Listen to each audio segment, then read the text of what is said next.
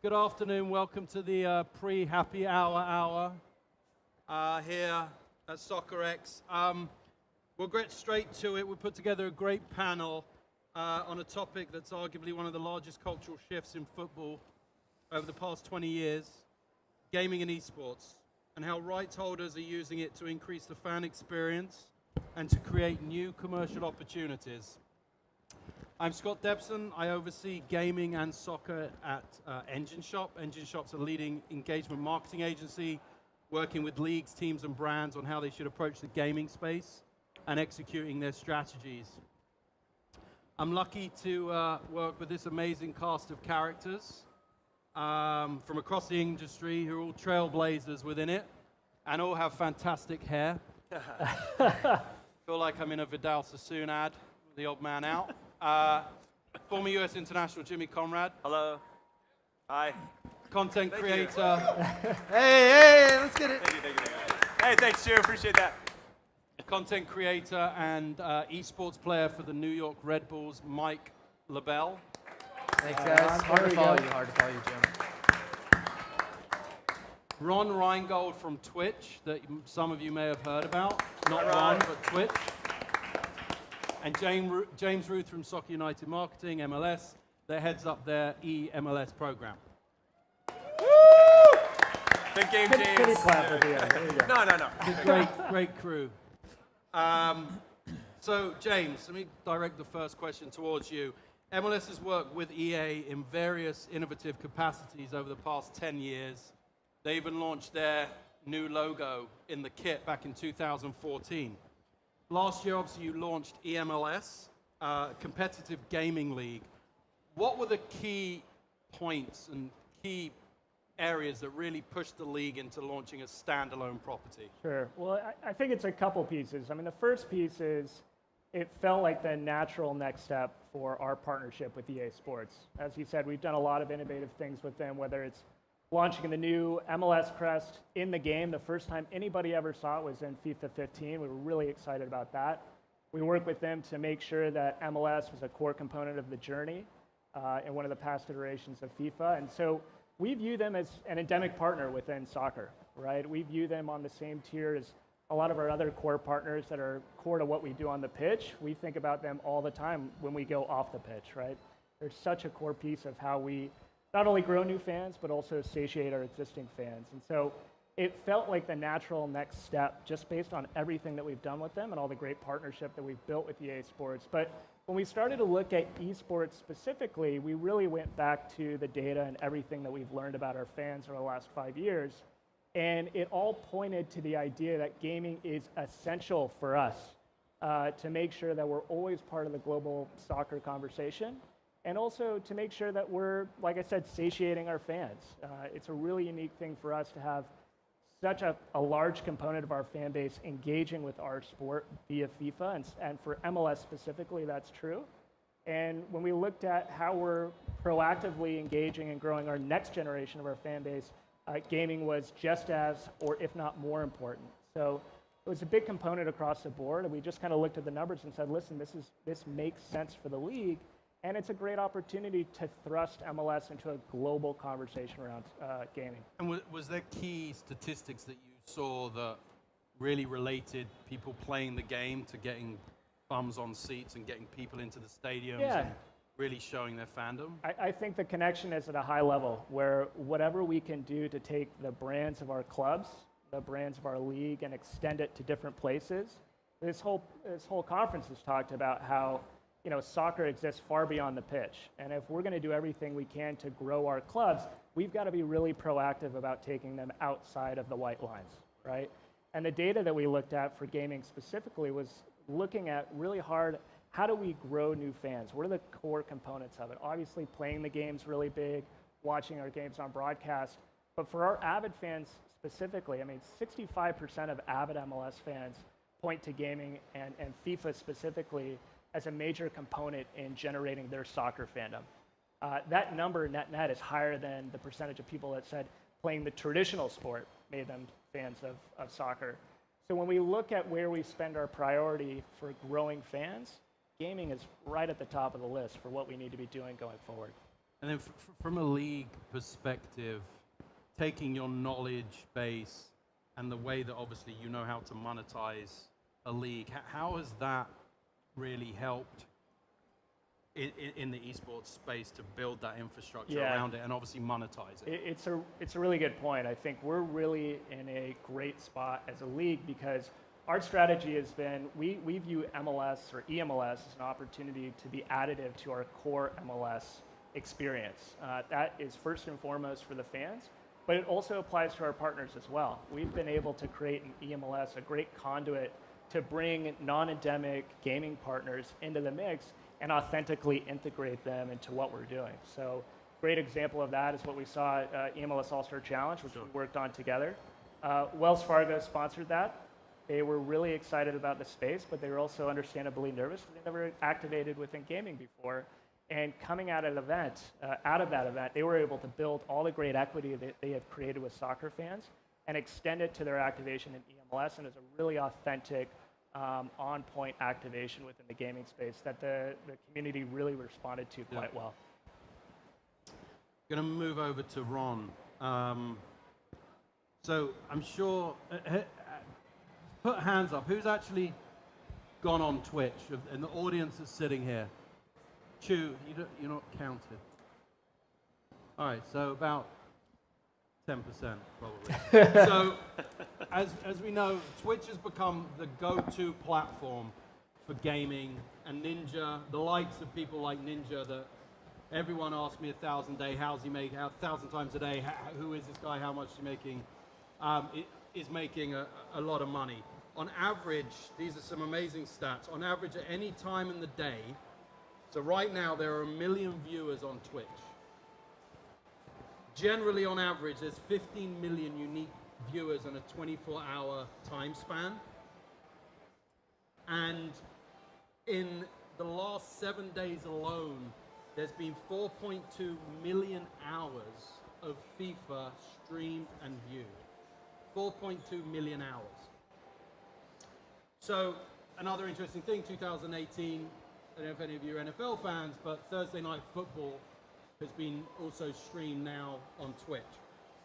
So Ron, I think the first question we'd like to clarify, just for the crowd, because I'm sure you get asked it a million times a day, can you explain the actual commercial model for whether it's a rights holder, whether it's a streamer like Mike or Jimmy, actually how are people making money on Twitch?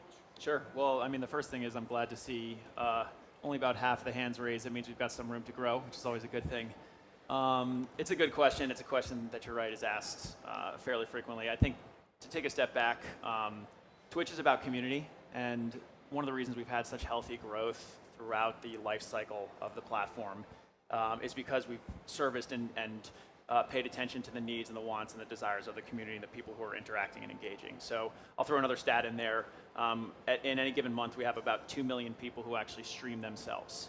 So if you take a look at that as a part of the overall audience, it's a pretty healthy perspective to see the community actually participating in the content as well as engaging with and watching and the overall ecosystem. So, as far as monetization is concerned, there's a couple of easy, obvious ways that we start. The first one being subscriptions, right? So if a new channel launches, the priority that we always kind of push the content creator or channel towards is get those subs, right? You know as well as anybody.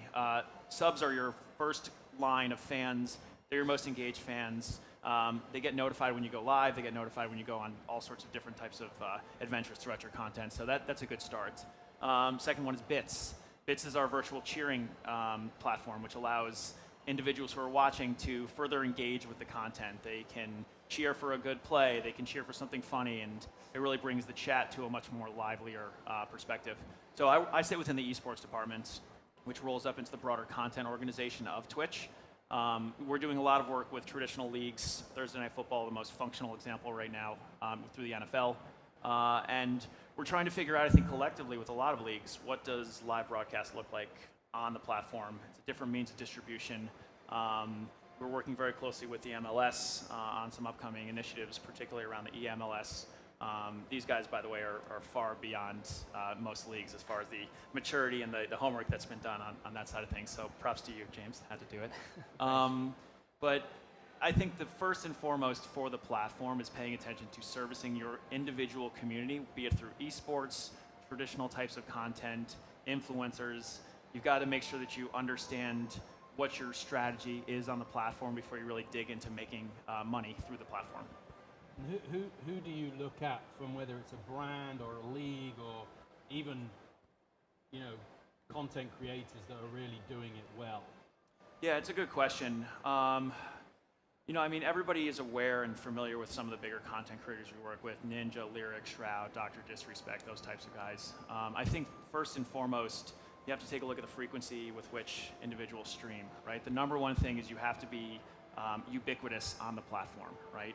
So we advise average stream times anywhere between 4 and 6 hours, which is, in a digital world, is a crazy number to think about, right? I mean, the traditional social platforms, you're interacting, you pick up your phone, maybe you go to YouTube to watch a couple of videos, but on Twitch, it's all about duration and being able to service a broader audience through that duration as well.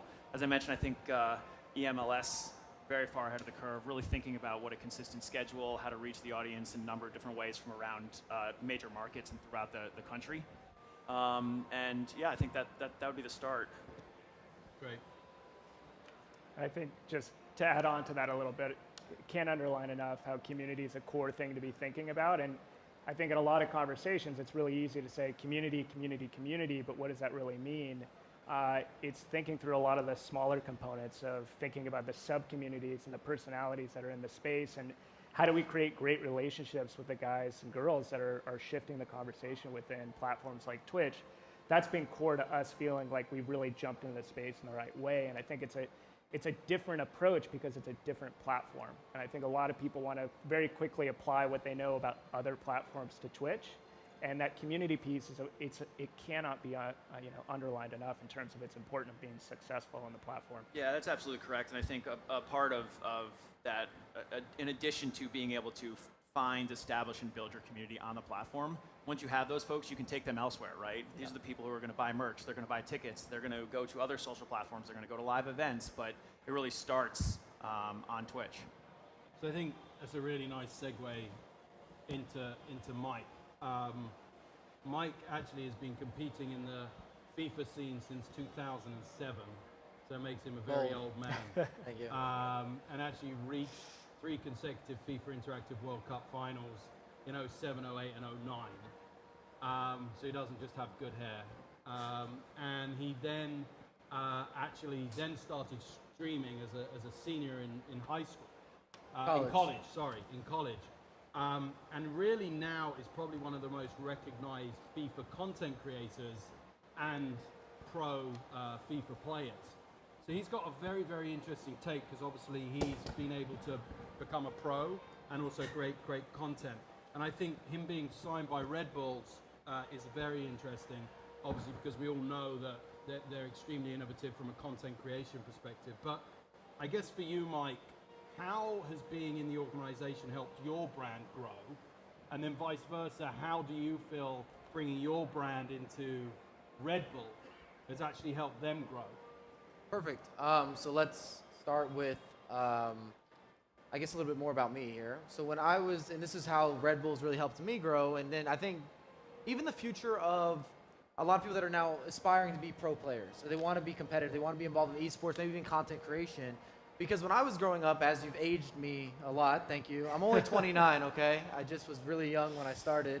But when I started playing video games, I had an Ethernet cord through my house that was like almost 100 feet. My parents hated me. They were like, what is going on in this household right now? I was like, I promise I'm good at this video game, just wait it out. And that was the story. It was always like, what's going to happen? Are there really tournaments? Are there things that you can compete in? And it would have been so much easier if I had like a club, or if I had sponsors, or I had anything involved in esports. Because back in 2007, it was really, you're looking at Quake, you're looking at Unreal Tournament, you're looking at Counter-Strike, and even those guys weren't making much money, a lot of them. Yeah. So there just wasn't anything that legitimized it. And that's where the New York Red Bulls and Red Bull in general brings us instant credibility, where if you mention those names, people know exactly what that is, who that is, they're part of the league. And that gives people an opportunity to be involved as actually a career option. And a lot of times people take you a lot more serious. Because when I was creating content, they were like, oh, you must just do that for fun. I was like, no, this is what I'm doing. It's going over all right. I'm really enjoying it. But they instantly would almost look down on it, and especially back in the day. And then on the reverse end, as James was saying, and I actually think this statistic is higher, but James said 65%, correct? Yep. Of like the MLS audience is definitely engaging in FIFA and playing video games, and it increases that performance. Especially, I always think to myself, if your team's not doing that well, one way that you can kind of stay active with your team is that you can play FIFA. And I have so many friends that grew up with no soccer in their life. They didn't have any of it, but when we got into college, it became a thing. Yeah. Like when we go to people's places, we're gonna play FIFA. And it became a social game that got people into the sport, and now they go to MLS games and they become fans of different teams that they didn't necessarily become a fan because of proximity or become a fan because of their family, which is what we've seen traditionally when you're looking at soccer or football culture. Usually it's built into many generations, but the MLS is kind of new, it's kind of fresh, and it's actually changing a lot too, because when I was growing up, it was very different than what it looks like now. Like I remember when I was 15 years old, nobody wanted to be a pro soccer player because they're not going to make any money. Yeah. Sorry, Jimmy. That's like when we were watching Jimmy. It was like aspiring for 30K. You literally did it for the love of the game. Yes. Yeah. I'm just sitting here trying to be polite, letting you do your thing, taking shots at me. From the reverse end, going to the New York Red Bulls, I'm able to engage a lot of fans that they wouldn't be able necessarily to engage traditional methods. It doesn't work the same way. You're not going to get the 15-year-olds. You're not going to get the 8-year-olds. You're not going to get the 20-years, the 25-year-olds, and people that just didn't have soccer in their life. And they're able to watch my content and be like, you know what? All right, what's up with the New York Red Bulls? Tell me more. Or going to events. So this year, and starting in January, I've already been to 70+ appearances with something regarding the league or the New York Red Bulls. And that's a lot of exposure that people don't necessarily see outside of just the content that you're creating on Twitch or Facebook or YouTube or all these different platforms. And it basically brings them in. I know a lot of people that never got to go to the stadium until this year, or people in Europe that don't support an MLS organization, but that doesn't mean they don't want to watch. Doesn't mean they don't care. They don't know anything about the culture. Yeah, and I think a big component, which are kind of going around, is also you just have an ability to have a different tone, right?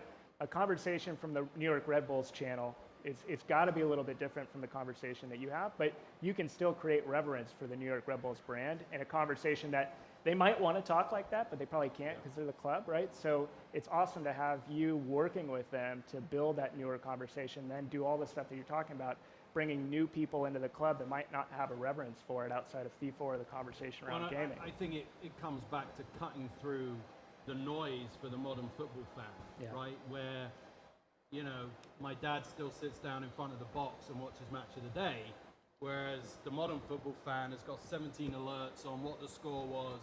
They're watching a video that they've got through a FotMob app or, through Twitter, or Jimmy posted it already, or something that they're consuming all of this content. And obviously this modern football fan is such a more complicated consumer. And then when you've got someone like a Mike that's able to put that information on channels, it obviously cuts through that noise, right? Which leads to Jimmy, who just is, started playing, not making any of us feel old, but started playing in MLS in 1998. Ooh, yeah, thank you. Won 27 caps for the U.S. national team. Hey, that's good. Hey, I probably sat on the bench for 27 as well. Do you have the caps, or did they? No, never got a cap. No physical caps. Retired in 2011, and has really become one of the most well-known football influencers, hosts, content creators, FIFA pundits, and most importantly, pickup game connoisseur. That's it. If anyone's around tonight, we're playing tonight. Check out Jimmy's. That's it. Check Soccer out Jimmy's 5 Twitter. and Kendall, 7 to 10 p.m. You're all welcome. I think what we were talking about, interesting stat that I dug up through one of the channels, is that your average MLS fan spends an average of 85 hours a week on connected devices, right? So this man here, it's a very different landscape, obviously what it was in 2011, but he's actually tapped into the modern fan, and you've hacked the conversation, but which, brands want to know, how can we hack the conversation? Jimmy's done it. So from a fandom perspective, I think let's touch on the fandom part first, but how have you seen these kind of blurred lines from the traditional football fandom that you saw when you were playing to today with FIFA as a huge part of that, right? That's a good question. First, I would say from a fan perspective, and I think you hit on it, that there's a thirst to know exactly what's going on at all times. And you have that opportunity through your phone or through social media to get that information. And I think that speaks to where soccer is consumed and how it's consumed. Because if we look back at just traditional American sports, we could argue that baseball grew up in the 50s, where you did go with your dad or you went with a parent, and they kind of taught you the rules of the game, and it was very intimate between, a relative. And then you get into basketball, you get into hockey, you get into football. Those are TV sports. We have timeouts. They can build in commercials. Like, everything's built around the TV. And how do we produce that content with that? And then with soccer, because it's so free-flowing, it actually works out perfect for social media. And so I think that lends itself to, now that I'm a fan, I support a team, I want to know what's going on with them at all times. So I think that's changed dramatically. Then there is, for me, a thirst to be a part of something bigger than yourself. And I think that's one of the reasons I do the pickup games in a real life interaction, let's say. But then through social media, you stay connected. You could be a kid in Indiana who supports the Red Bulls, but you can be connected with thousands of other people that are watching the Red Bull game at the same time and still feel like you're a part of it. Also, now when you go to the stadium, there's an experience of camaraderie that you don't really get when you go to the other sports. I went to an NBA game with the Milwaukee Bucks, and they try to create the supporters section, and it just doesn't work. They're trying to do like these cheers, but the ball turns over, and they're like, defense, and they're like, no, shoot! It's just all over the place. You got no idea. Their spirit was right, but they just haven't figured it out yet, because it's very unique to the soccer experience. Right. So being a part of something bigger than yourself, and also the way we communicate. So I have a few younger siblings, and they use video games to connect with their friends. You mentioned it back when we were in school. There was less of that online capability, so you'd actually go physically over there and play and eat and have a good time and make a night of it. Now you can just do that by putting it on the headset and getting after it, and you feel connected. And I think that's a big jump as well, and I think FIFA allows you to be a part of this community that's bigger than yourself. Or if there's a conversation about, oh my God, there's this kickoff glitch or whatever's wrong with the game, you got like 17,000 other people that are just as upset about it, and it's nice to be part of that and be angry as a group. Or to be excited about what's happening, what's going on with the game too. So it's in Twitch is another platform that allows you to do that in real time. Whereas YouTube, when we make content for that, it's produced. So we put it up on YouTube, it's been thought out, and then we can interact later in the comments, but it doesn't feel as immediate. And I think that's where Twitch is why it's emerged as the go-to platform. Just to jump in. Go ahead. So that's Okay, you Ron. bring up a really good. Yeah, I'm going to reply to that because you bring up a really good point, which is the traditional social platforms out there are you have a huge reach, and YouTube views will get 20 million, 40 million, whatever it is. But it's actually a very isolating experience, right? You're fed your own individual stream on Instagram, your own individual stream who you follow on Twitter. When you go on Twitch, it's all a shared, common live experience, right? And that's where we really get the excitement of the community, is because you're cheering, you're watching, you're engaging at the same time. Mm-hmm. In the same way you might be in a venue like this, cheering with 50,000 other people. Right. 50,000 people in a chat watching the same thing. There's a level of excitement there that other platforms do not necessarily create. No, I agree with that. Yeah, it's really the perfect combination of the on-site experience where you have your buddies around you, but the same kind of level of quality in terms of viewership and all that sort of stuff. You get the best of both worlds on the platform, which makes it really, really interesting. I think, Jimmy, from your perspective, you're working with a number of brands, right? So how are you kind of trying to bring the loop back from a commercial perspective? Like, how are you working with brands from a commercial perspective, and what are you seeing working with those brands? How do you do that in an authentic way that's not just like, So I obviously with the beauty of social media, you can try a lot of things. Some stuff sticks against the wall and some of it doesn't. And from there, you can see what resonates with people. So we'll use the pickup game stuff as an example. I went on a big tour. I funded it myself. I wanted to see what it was like to do it over consecutive days. I was doing one-offs kind of all over the world. So I did 6 pickup games in 6 cities in 6 days, and it was exhausting. I probably will never do that again. I'll probably spread them out a little bit just for marketing purposes to give some more buzz in between each market. But that got on the radar of some brands, including AT&T. I'm an ambassador for AT&T, and they wanted to do some stuff ahead of Decision Day. And so I went to Dallas, I went to Boston, and I did New York, and did these really successful pickup games. And they didn't say anything other than, we want you to be yourself. We just want to help support you in what you're doing, because it speaks to their hashtag is soccer everywhere, And I thought that was a perfect hashtag because, and it's natural. That's what they want. That's what I'm doing already. And so it's a nice partnership to do that without feeling forced. Right. And so there are other, let's say, vehicles that I have that other brands are interested in. But what I think is where I bring some value is that I have a voice across platform, and I try to do it in as a genuine way as possible. I'm very passionate about what I do. I might not take myself very serious, but I take what I do very seriously, and it's been a really good relationships with all the brands that I have. And I think a testament to that is that they keep asking me to do more for them. And then, are you, from a brand perspective, are those brands putting you on their channels, or do you find that they're now just leveraging your reach because again it's more authentic? And I've signed non-disclosures on this. No, I'm just kidding. I think it's a mix. It depends. You know, obviously, if I was going to partner with Twitch in any capacity, I would really want them to push me on their main page and on their channels. With AT&T, even though they have a big reach in a certain area, I'm probably not going to cross over. Anytime they do put me on their stuff, I get all these hits, whether Facebook or Twitter, about how like the charges are crazy, and they come at me about their bills. You know, I'm like, I have nothing to do with your bills, man. Just switch service providers. I don't know. Do whatever you want. So it's almost better and more advantageous to have their support through. Sometimes they promote some of my stuff, so that'll give me some exposure because they have all the analytics that I don't have. That'll really be specific ad marketing to the people that probably would be interested in what I'm doing. So that's helpful. And to build off of what Jimmy's saying, I think 2 points with this is number one being to work with brands that make sense for you. Whether y'all have something that y'all naturally align on, so it is a really easy partnership where you're not going out of your way. And then number two is being, if you're in the creator space at any degree or an influencer space, you have to be able to say no.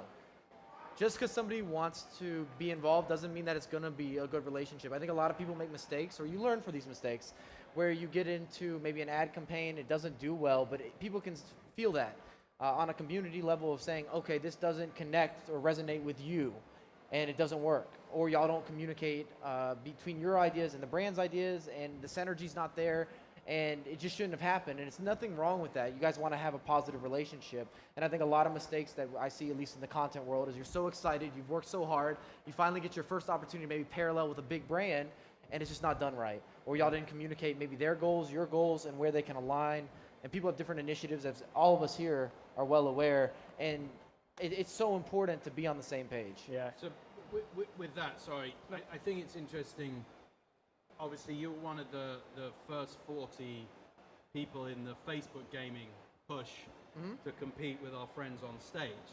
So I don't know how much. Don't hate you me know, but Facebook, he offered me a drink before, but not now. It's done. Facebook at the beginning of last year launched a major initiative into the gaming space. They launched a platform called Facebook Gaming, and they initially went after 40 influencers, 40 content creators, to create a certain amount of content for Facebook on a channel through Facebook Gaming.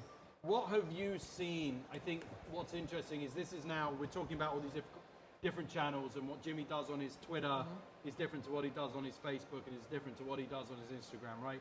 So what have you seen from a Facebook gaming perspective that differs from Twitch? And how are you creating content for that when you're across all of these platforms, but you're still getting people to tune in? Okay. Well, I'll say on each platform as a creator, it's good to differentiate what you're producing. I know it's going to take a lot of time, but just in general, like what you put on Twitter is not going to necessarily align with what goes on Instagram, and same can be said with YouTube, Twitch, Facebook. Facebook specifically is really exciting. Actually, Chew's also part of the first 40 in the audience. There you go, Chew. That's Chew. But I think it's really exciting to be able to work with a brand that you're already using. I already had a Facebook page. I've already been updating it for multiple years. And for somebody to be invested in you, because a lot of times you just don't get that opportunity. When these platforms start, you're maybe not in a position to be able to have that communication where you have like people that you can actually email, you can actually talk to, you make a phone call, a text, a group chat, whatever it is, in order to get direct feedback to why something's working or not working. And Facebook's a different audience than a lot of the people that I would reach on my normal Twitter or my normal Twitch or my normal YouTube channel. I feel like it's a lot more casual. And I don't know if you've done numbers on this, you've got something to reply to me about. I feel like he's going to. But I feel like it's a much more casual audience of people that have never consumed FIFA content. Or people that just don't consume maybe gaming content. They weren't ready to maybe commit to something as hardcore as a Twitch or something like YouTube. A lot of people go to YouTube and their first entry level I guess, like experience with YouTube would be a tutorial. And I'll be the first to tell you that's how I got started on YouTube. I didn't know how to tie a tie, and I was like, let me figure out how to do this. So I got on YouTube, and I was like, yep, I could do this. And it kind of even kickstarted what I did on YouTube, because I started making a lot of like tips and tutorial videos, and I wanted to do it with entertainment, because I remember watching this tie video and be like, dang, this guy is so boring. But I did learn how to tie the tie, and then the second video I searched was how not to ruin my laundry. I learned there's another option, you know, like you're supposed to separate the grays. I guess I didn't get that, Mom. Sorry. Like I was messing up laundry. That was quite a right turn. Yeah. Sorry, it was ties, it was laundry. Like this is how I got to YouTube, okay? Tell us more and about I your was into laundry. gaming. More Yeah. about Facebook. Okay, yeah, sorry. So Facebook. on Facebook, I feel like I was able to connect to a different group than the people that were already in the gaming world. And that's kind of what we're all trying to do. You want to hit as many people as possible for the content that you think people want to watch. And it allows you to test, I guess, different types of content too, where you can be a little more broad, a little more generalized. And I kind of like that you get a little more information about the people sometimes. And I'm sure there's people that make the reverse argument too, saying, I want to be anonymous, I want to use their name. But on Facebook, you see their name. So like you do have that vibe of kind of like, okay, what's happening here? And I do think there's an older audience there as well. Whereas Twitch, you're going to get some of the younger crew. So that's where they differentiate a little bit between the two of them. So Ron, from obviously two of the key pillars of what's really made Twitch successful is obviously the community and that constant that interaction where you can be chatting, you can be tipping, you throwing people bits to actually change that game, the actual stream itself. From again, trying to bring it back to the monetization side, I know Twitch is really looking at more extensions, what you guys call extensions of actually how more extensions to actually help content creators and rights owners generate additional revenue or make that community even more active. What are some of those extensions that are interesting, do you think, from a rights owner's perspective? Sure, of course. First to touch on your point, though, which is, again, the traditional platforms out there, typically the relationship is between someone who is publishing something and pushing out there and someone who is watching on demand, let's say, right? The nature of Twitch as a platform is much more communal, right? It's happening real time, it's happening together, everyone's experiencing it together. So it's not necessarily a publish, push out, it's all in the same thing together. So to that point, I think you're right. I think it's a totally different audience. It depends on what you're trying to do. They're all complementary at the end of the day in different ways, depending on what your strategy is. As far as extensions are concerned, we view extensions as a true differentiator for us as a platform. So essentially what extensions are more unique ways to interact with the content, whether it's a voting widget, stats widget that you can have pop up. We can have chat control different things. For instance, if you take a look at a more traditional esport like PUBG, you can do chat voting to see where someone drops in on the map. So it's just an additional way on top of what's going on from a live stream to interact with the audience, to interact with your chat, with your community, to have them dictate and help shape whatever the broadcast may be. And as far as monetization is concerned, we have commerce plugins. So there's one-click commerce purchase. If you're up on Amazon, obviously there's a relationship there between Twitch and Amazon. If you're up on Amazon, you do one click to purchase a piece of merchandise. And that's a very valuable thing for content creators, for whether it's teams or individuals. That reduces a lot of friction in the e-commerce space. Right. Yeah. And that's really just the start of it for us. I mean, we lean into a lot of third-party extension developers because what we find is if we leave the field open, people will come and they'll make their own sections and they'll do what will be most efficient for them to develop against. Obviously, with commerce, a big part of that. Just coming back from a brand perspective. So, over the past 18 months, if anyone's been kind of tracking the brand's integration into esports and the spend from brands, the last 18 months we've seen a real shift away from just your endemic brands, your gaming endemic brands, your headphone manufacturers, your PC manufacturers. And over the last 18 months, you've now got non-endemic brands actually outpacing and outspending your traditional gaming brands.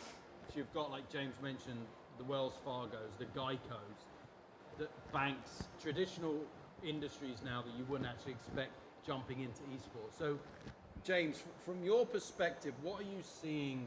Obviously, you touched on Wells Fargo before, but what is attracting the brands to esports from your perspective for both online and offline, right? Because we're having the event side of it, and I think that's a large part, even what Jimmy touched on, the community. Esport and gamers, esport players and gamers aren't sitting in their mum's basement anymore. Yeah. They do want to come out. It's not like they're crawling out from the dark and the light's hurting their eyes. These are the average people. I just saw an article, 46% of Premier League people, 46% of Premier League fans are gaming while watching the Premier League. 46% of Premier League fans. And that basically is anyone that watched a Premier League match in the last month. Yeah. They're gaming. So this isn't people climbing out of their parents' basement. So what is it that you feel when you're talking to brands that really, really attracts them to esports over a traditional property? Yeah. So I think a lot of our brands, they don't necessarily start thinking about esports. They think about how can they be more proactively involved in the soccer community, right? And the more research that they do, they understand that gaming is a core component of being in the soccer community. If you want to be an authentic brand for the soccer audience, specifically the younger soccer audience, which we have a lot of our partners coming to MLS because they say, we want to access a younger, more engaged fan, they've got to be present within gaming in some sort of way. So it's a great opportunity for them to round out their entire strategy. No partner's going to come in and just do one position or one activation and say, hey, we're done in soccer. And we've seen some of our great partners kind of try and look at the whole cycle of how fans engage with the sport. And a big component of it is gaming. So they ask us, how do we get involved in the space? And that's when we're able to create and put on events like EMLS All-Star Challenge presented by Wells Fargo, or we work with the endemics like PlayStation, who really like the crossover between the gaming world and the traditional soccer world. And I think a big component for us is also the opportunity to leverage platforms like Twitch. I think a lot of the stuff that Ron talked about, we see that as a real kind of look into the future in terms of what content consumption looks like. And a lot of these kind of different extensions really drive that further engagement that brands really yearn for. They really want that. And we've seen it in results. Our average watch time for our All-Star event was 17 minutes. For digital content, that's really, really strong. And so the partners are saying, listen, what are the channels that you can get me on where my fan base, my consumer base is going to be tuned in for a long time, and I can be authentically integrated into what we're doing. So it's really all coming from a conversation of how do we round out the North American soccer fan experience. And we've seen a lot of success with our partners. I would add, too, that FIFA in particular is a great gateway to the sport. Yeah. So if you're not familiar with soccer and or you're a casual fan, it's really easy to insert the disc and potentially learn the rules of how the game's played. All the multiple competitions, I think the casual American, stereotypical American fan, there's a cup, there's a league, there's CONCACAF champion, there's like a lot going on, and that helps break it down for you and help you consume it in that way. And so that's even outside of just the community aspect of it. It's just learning the game. And then when you start to play with the players, it's familiarity that you get with the players is really strong. So anytime I go to a tournament or if I see kids or geez, all ages, they're like, oh, we talk about certain players, like, oh, well, his rating on FIFA was this, his speed, I don't know. I mean, he seems faster to me. Like, and they have this whole dialogue with their ratings, and it's incredible. And it's only because of FIFA that allows that to happen. I think in this country, we're still, especially with soccer, we're still trying to figure out ways to continue to make our players seem heroes and role models. And I think FIFA allows us to do that in a really organic way. And that was one of the fundamental points of EMLS, is how do we get our players into the global FIFA conversation? Right. Because that FIFA conversation around players, I mean, Mike's talking about it all the time. It's a good portion of all the content you see within gaming. And so we need to proactively get our traditional players integrated in that conversation so that what you're talking about can happen. We get reverence for the Alessandrinis of the world and so on and so forth. And all the pro guys, they all play FIFA. Like if you went to any of these guys in the locker room, they're all like, yeah, that's what we're about to do. Every trip, they take a console with them. And it's just the same as like kind of what we were saying, where it's like just people in general. Everybody's playing the game. And I even build from what you were saying. People know every little detail about every player. And when I started playing FIFA, it was 2004. But I started because I wanted to be able to replicate like my heroes. I wanted to be able to, all right, I want to do it. So I assume you played with me all the time. Yeah, that's... No? Too soon? Sorry. Yep. Trying to liven things up. Go ahead. Go ahead. It's called I was gonna say, I was called it a six, Jimmy. You know. Can't recite his stats. I was gonna say like Zidane. Okay, fine. And maybe Thierry He's all right. Henry. He's all right. Yeah, they're okay. They're decent players. Eric Cantona. Like Sure. these guys were Sure. like people I wanted to replicate. And it's because I'm watching them on TV all the time, and I was like, cool, I can't control them. What can I do? What do I have control over? And it started with like the basics of like a career mode, which you know a lot about. And from there, it turned into, okay, I think I'm pretty good at the game, and then going into what's next. How do I build from this? But it took my fandom to another level in terms of knowing everything that's happening in the Serie A, everything that's happening in the MLS. Like I can tell you about all the teams right now in the MLS because it benefits me directly, not just watching the sport, but also as a gamer and building your team for when we're going to compete. I need to know who's faster, who's stronger, who performed well, did they get an in-form, who's got a good left foot, who's got a good right foot. And I can have this conversation with a lot of people right now that aren't playing at a pro level. They just started taking that all in. Well, and that's a good point. I mean, there's so much crossover that you see between what's happening on the field and how that impacts the game. Like Inform, I check Inform every week when it comes out, you know, because it's directly tied to what's happened on the field. And it also makes me think about the cross-section. So when Bradley Wright Phillips has First a great week, game, he's in Inform. Yeah. Great, I'm looking for it. And it creates this really great back and forth between the traditional pitch and the digital pitch that's really exciting to see. And it's awesome to be part of all of that. So this was a very, very broad kind of the overview of what this was meant to be, influencing the E-fan. I don't know if anyone read the whole diatribe, but it was broad and we tried to cover as much as possible. We've got 3 minutes, 45 seconds left. I want to make sure we can at least get 1 or 2 questions in if there are. Yes, there's a very rapid hand. Man in the black shirt, I think. I can't see. Oh no, it's a lady. Sorry. Lovely woman in Your the head. stripes. Your head was. This gentleman's head was blocked. Way to go, Scott. Sorry. Hi, I'm Jen Johns. I'm actually with the Atlanta Super Bowl host committee, and we've been having a lot of conversations with Twitch lately about some content. But my question is for the panel, specifically James, I think that obviously it seems as if EMLS is only about FIFA. And my question is, are any of the players actually playing single shooter games, et cetera, and representing their teams in that way?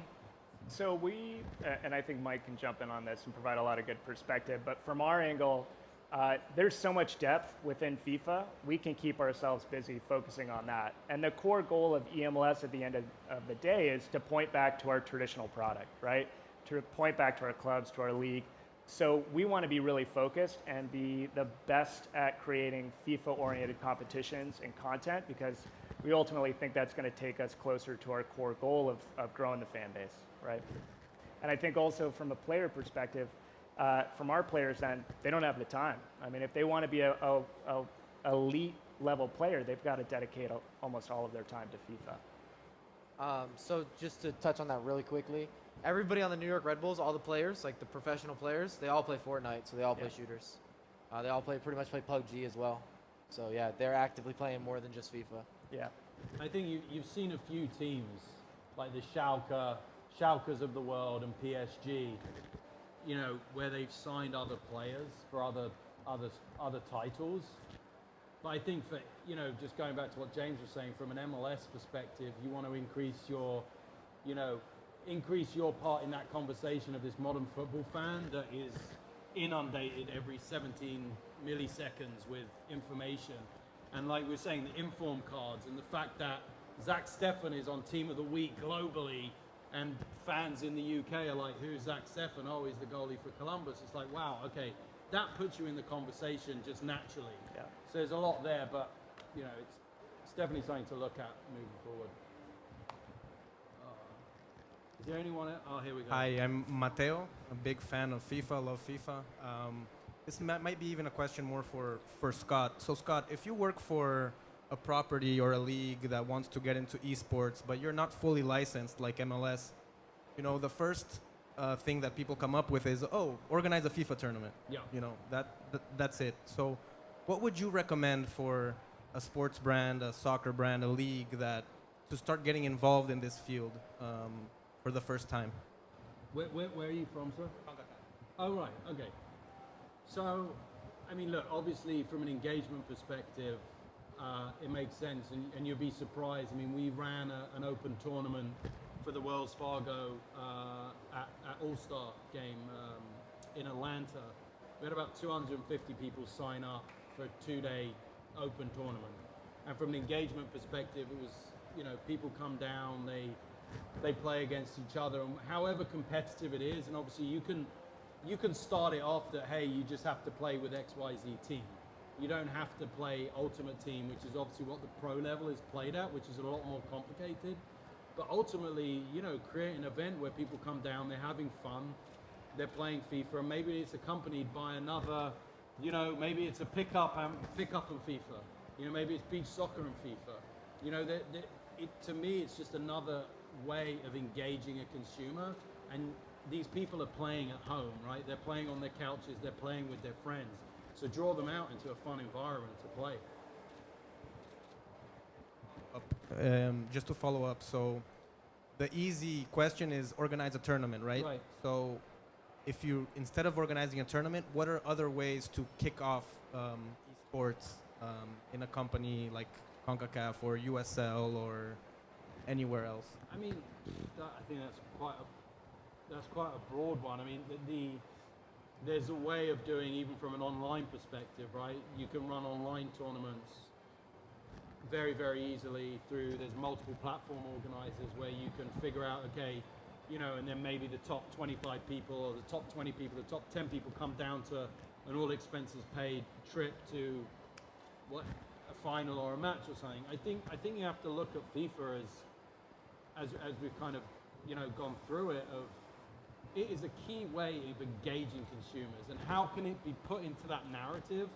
To me, for a team or for a league, or through that consistent narrative, you know, can you highlight players within, you know, within the league or within the organization that have been highlighted from Team of the Week? You know, can you create your own? I'll team jump of in the here week? because I think as a gamer, you want to compete. You have to have some type of competitive angle. So whether it's a tournament or a league or whatever you decide to set up, if I was CONCACAF, speaking hypothetically, I would try to figure out to have esports CONCACAF Champions League. How do you get all the clubs that are already involved that are doing an MLS and potentially in Mexico, if you can get them spearheading that type of stuff, and then you guys host this big thing that now ties into EA. So I do a lot of stuff with EA and all their global tournaments. You know, they work with different leagues from around the world to have these qualifiers that allow you, whoever wins that league or that tournament, in La Liga, let's say, they're going to get a placement into the big global tournament. So how do you have relevancy with regard to that? Because Mike and I are in that space a lot. And for you guys to then find relevancy is if you can have some kind of, I don't know, benchmark of a tournament that is signature, that if you win this, you're going to book your ticket to go to EA's, all expenses paid, play with the best players in the world. You'll get a lot of people that are engaged. But it's really hard to get away from that competitive thing. And there is a casual competitive Sure, as well. of But That's on the casual side, like, don't underestimate the FIFA fan. I mean, we've been at events together where the prize wasn't good. No. And still 250, 300 people will show up. I've been to many pickup games with Jimmy. I think in Chicago we have 400 people. Yeah, 300 people. 300 plus people came. There's nothing there other than playing soccer. Yeah. There is no prize. There is no giveaway. There's nothing else you're going to get there. Sometimes Jimmy will throw something in there if he has tickets or he has something, but that's not advertised. So I think that a lot of people underestimate the value of like that experience of like, I want to be able to say I'm better than James. Yeah. I want to say I beat Ron and that he don't like his beard. And I want to do that in person, you know, because I can't grow a beard, but I can beat him in FIFA. And like I'm saying, like that's a really important, like people like skip past that, but like most of us grew up on gaming before even the online world. If you have a little bit of age to you, I remember the N64. I used to love split screen, yelling at people like, you better not look at my screen right now because we all are going to share the same room. But I mean, you guys know what I'm saying. No, But that's no, and that touches on the casual fan. Don't underestimate. They're coming. Well, it speaks. They don't want to be a pro, but they want that experience. Be a maybe- part of something bigger than yourself. You want to be part of this event. You want to say that you were there. And I think that gaming is really moving into that space. I mean, you see it with Fortnite tournaments. It's like 30,000 people at the Home Depot Center watching other people play video games. It's mind blowing. But it's again, you're there. It's a social component. So if you can tap into that somehow, whether it's a tournament or something else, I still think that's something we're trying to solve or trying to expand as well. So it might be unanswerable in some ways. I think we're 4 minutes over time, but I think, is there any more? We had more any questions? more? No, we're good. Cool. Cool. Thank you very much to my esteemed guests. Enjoy the happy hour.